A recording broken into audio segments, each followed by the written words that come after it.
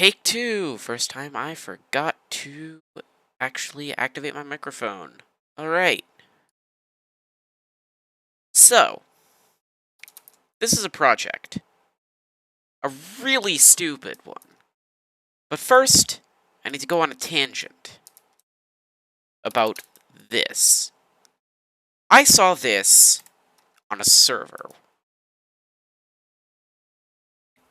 This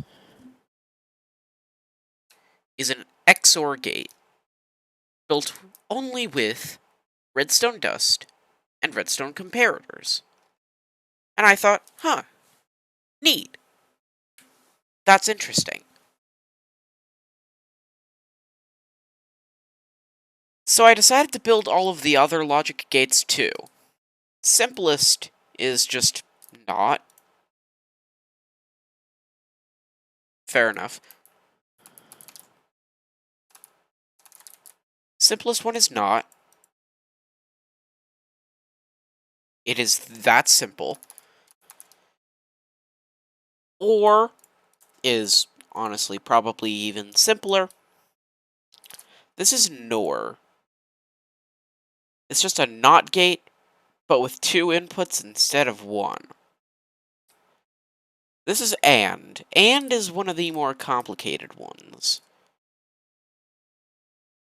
But it does work, as long as you don't worry about the residue signal strength of 1. And here we have a NAND.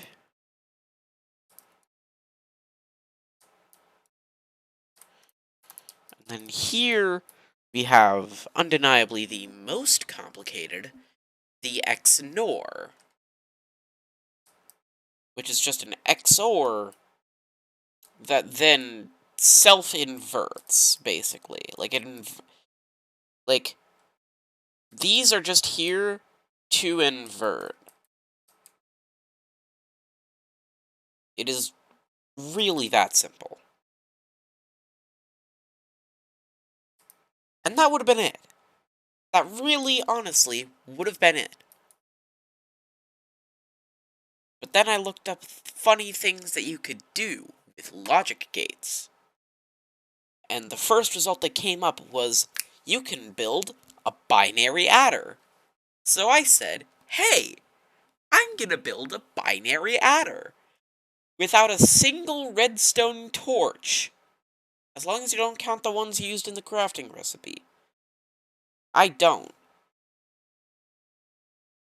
So I said, hey, I'm gonna build a 4-bit binary adder. How hard could it be? Suffice to say, things did not go very well.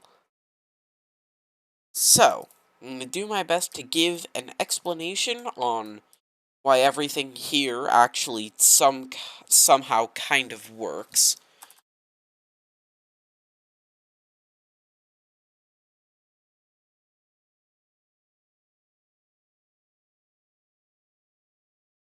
So I'm going to give a demonstration on how everything here almost barely kind of works.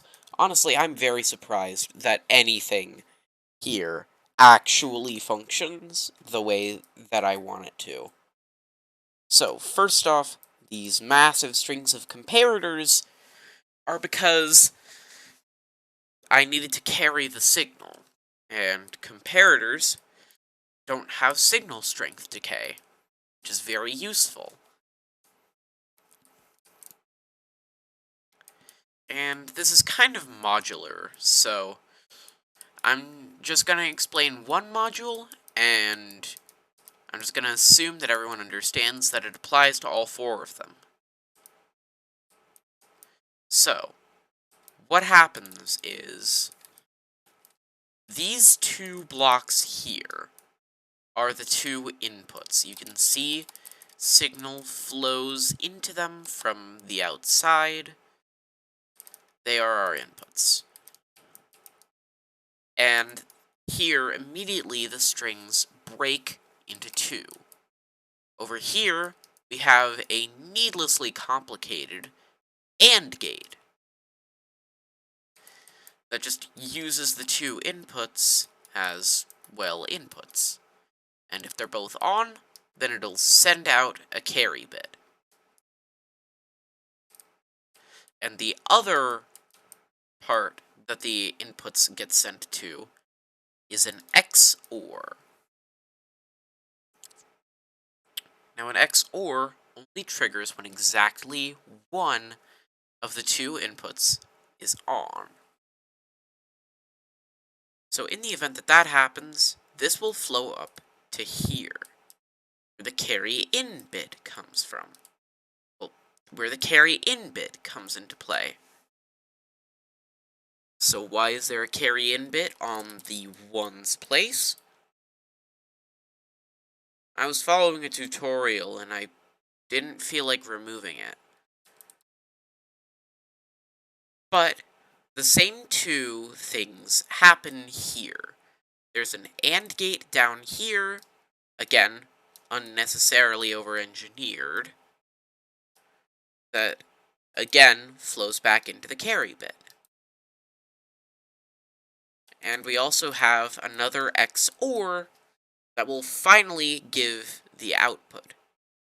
However, in some circumstances, i.e. when only the A is active, watch the path that the signal strength takes here. 15, 14, 13, 12, 11. 10, 9, 8, 7. 6, 5, 4, 3, 2. We get here with a signal strength of 2, which is not good. This is just my personal strategy for going down without losing signal strength. Not sure why, but the output of a comparator does not decay until the next block.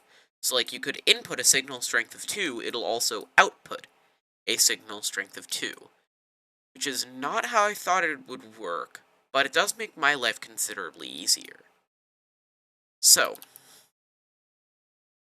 that whole worrisome lack of power leads me to this design.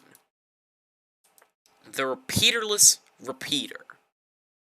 I'm going to quickly disconnect it from the main line so that I can show you it in its depowered state. We have here, in this comparator, a signal strength of 15, which flows directly into this comparator, which is being fed a signal strength of 14. This means that this comparator doesn't activate, whether it's set to subtract or not. But it isn't set to subtract because of what happens when the signal strength comes back. You can't see it, but this is no longer a signal strength of 15. Which means that, by comparator rules, the full signal strength of 14 is allowed through this comparator, which carries it all the way to the output bit. This is really overcomplicated, and there's a very large amount of empty space, but hey, same can be said about my brain. I turn you off temporarily.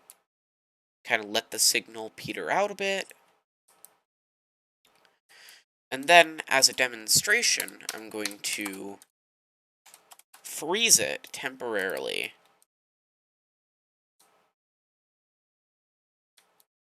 And then pull every single lever.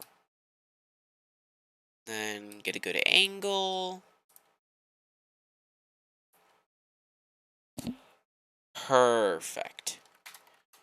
Now I'm just going to unfreeze.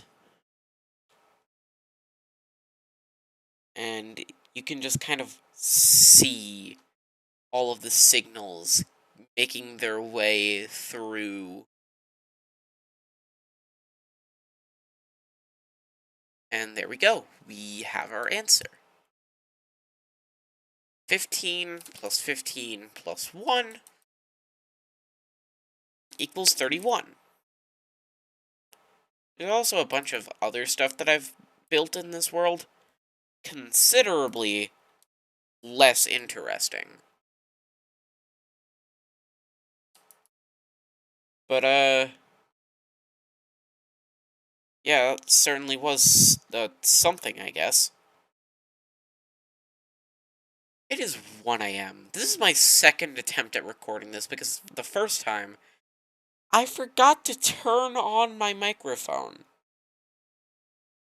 So in case you couldn't tell, I'm kinda tired right now. But, hopefully this is comprehensible to a mind not addled by sleep deprivation. If it is, then I have succeeded. If it isn't, then I have still succeeded. But seriously, I need to go to bed.